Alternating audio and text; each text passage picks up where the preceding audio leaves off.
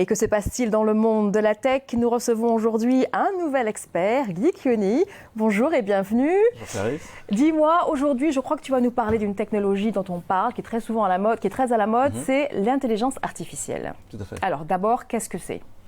Qu'est-ce que c'est? L'intelligence artificielle, c'est un concept, c'est une collection de procédés et de techniques qui permettent à des équipements informatisés d'accomplir des tâches d'ordre algorithmique ou de logique en simulant l'intelligence humaine.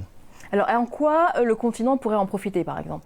Le continent peut en profiter dans plusieurs domaines. On va dire dans tous les domaines de la vie. Vous avez parlé tout à l'heure de la déforestation, par exemple. Aujourd'hui, il y a des intelligences artificielles qui peuvent détecter des événements de déforestation et envoyer en ce moment-là du renfort pour essayer de dissuader ce type d'événements. Il y a encore, par exemple, dans le secteur de la finance, par exemple, il y a moyen de déterminer la capacité des créanciers de pouvoir repayer leurs dettes, par exemple, ce que l'homme ne peut pas faire de manière aussi rapide. Ou aussi le milieu médical. Particulièrement dans le milieu médical, là, il y a le cas le plus important, c'est le diagnostic.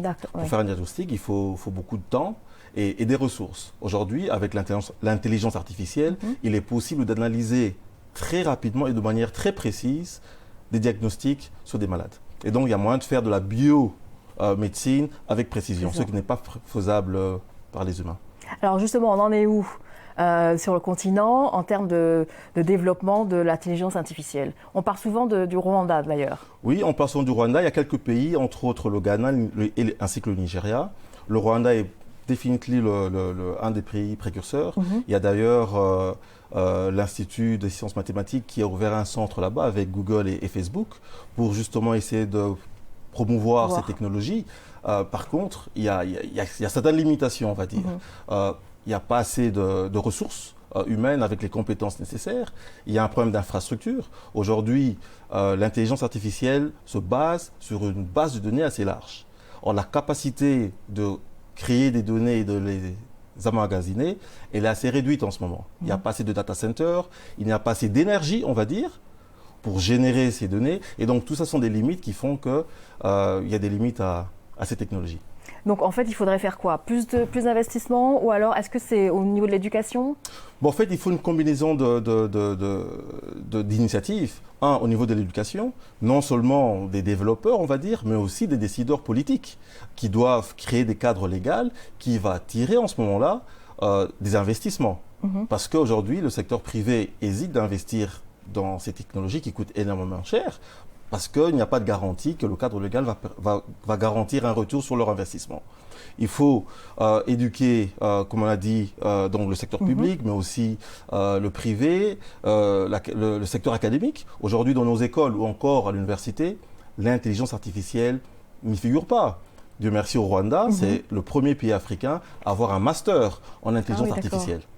Mais est-ce que justement le cas du Rwanda va peut-être, ou alors est-ce que vous connaissez des exemples de pays qui, motivés par l'exemple du Rwanda, se sont dit, nous aussi, on va peut-être investir dans ce domaine-là? Oui, il y a le Niger qui fait des recherches sur justement l'inclusion de l'intelligence artificielle dans le curriculum. Il y a le Congo aussi qui réfléchit sur cette question-là. Voilà, mais la rapidité avec laquelle ces technologies avancent, elle est exponentielle. Et donc la réactivité de tous les acteurs doit être aussi exponentielle, ce qui n'est pas le cas.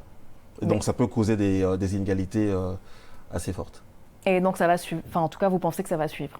Je pense que ça va suivre, mais il faudrait qu'il y ait beaucoup d'efforts, comme j'ai dit, dans des initiatives d'intelligence collective, partager ce qui se fait au Rwanda, ce qui se fait au Niger ou encore au Nigeria par exemple, mais aussi collaborer avec ce qui se fait à l'étranger. Et ça, il faut une impulsion politique et... Sans collaboration avec l'étranger, c'est pas possible? Je dirais que c'est pas que c'est impossible, mais c'est assez difficile. Aujourd'hui, ces technologies-là sont élitistes.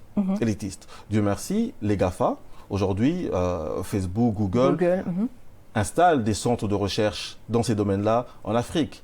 Donc, c'est déjà un premier mouvement qui crée de la collaboration. Nous avons certaines grandes pointures de l'intelligence artificielle qui ont dû aller au-delà du continent pour apprendre et revenir avec ces technologies-là. Donc, il y a une collaboration, pour moi, est cruciale. Surtout que les enjeux qu'on traite sont globaux. C'est ça, les enjeux sont importants et donc vaut mieux investir. Tout à fait, entre autres les enjeux écologiques. Ok, très bien.